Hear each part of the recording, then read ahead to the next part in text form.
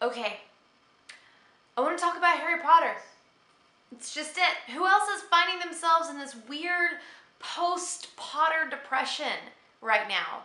I can't claim to be the generation of Harry Potter because honestly, the generation spans several generations is what happens. Because I started reading the books when I was in probably, I don't know, like ninth grade. I was like a freshman in high school when I started reading the books. And I remember waiting at midnight in line at the bookstore to get my next copy of Harry Potter. And I remember when they all started talking about, oh, Harry Potter's gonna be a movie. And I was like, yes, I can't wait to see the movie. And I went and I saw the movie, and guess what? The movie just absolutely met every expectation that I had. When I saw in my head, I was like, this is exactly how the book looks. That's what the movie looked like. So I do think I was in the very middle of everything. I was like, I read the books, and then came the movies, and I watched all of the movies, and that's why now I'm kind of like, what do I have to look forward to? Another Twilight movie? No. No, nobody cares about that. I mean, you've seen the quote going around on Twitter that's like, Harry Potter is about overcoming adversity and good versus evil and discovering who you are, and Twilight's about, oh my gosh, I hope this guy likes me. I'm just like, should I go with this werewolf guy or should I go with this vampire guy? I mean, seriously, I'm not saying I didn't enjoy the Twilight books. I did. I hate the movies. They're the worst. Bella Swan. You make me wanna, you know what I'm saying, but I mean, Harry Potter, what I want to know is there anything in the past, I don't know how many years, that has really captivated not only one generation, several generations, that I think this is a truly unique situation where not only has it captivated 2, 3, 4 generations, it has come to an end, and now we're all kind of like, I feel sad. I do, genuinely. My sister told me that that scene at the very end of 7.2 where they're all standing on the bridge, like looking out like, what do we do now? She said that that was actually like the last thing they ever taped. And the emotion was real because those 3 kids were like, this is the last time we're going to be in Harry Potter together.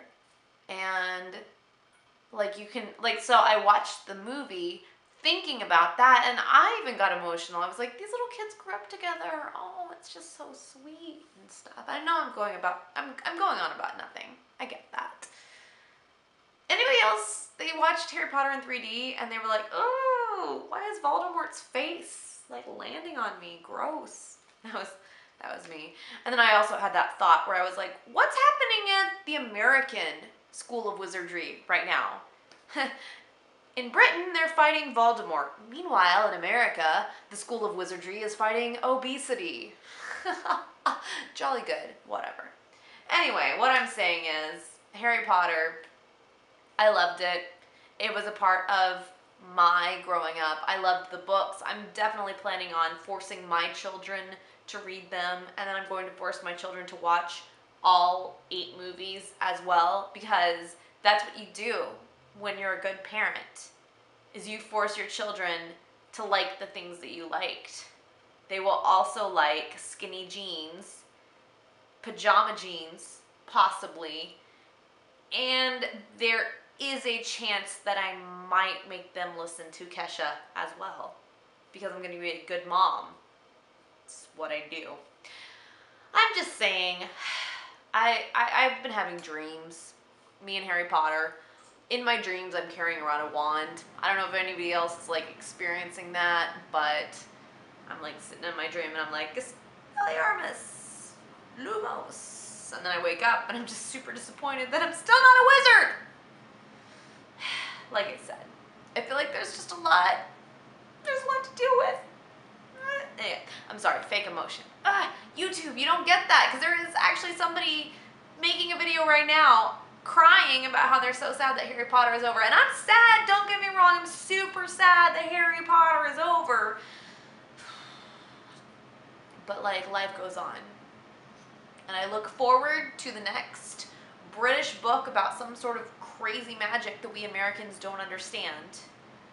so that I have something to devote the next 20 years of my life to. That's all I'm saying. Is thank you, J.K. Rowling, for Harry Potter. We appreciate it. We're gonna miss it. Thank you for not dragging this out for 30 years. We're like, oh, Harry goes to college. Harry gets married. Oh, Harry meets the Prime Minister. Like, seriously? Honestly, even though the end of 7.2 was pretty lame and cheesy, we'll just admit it, it's actually nice that you tied up those loose ends for us, because now we don't have to sit around and read this just utter crap that you're writing just for the sake of commercialism and capitalism. I appreciate that, J.K. Rowling. I applaud you on your one-hit wonder. And I'm going to miss you, Harry, Hermione, Ron, even though you're a ginger, I'll miss you too.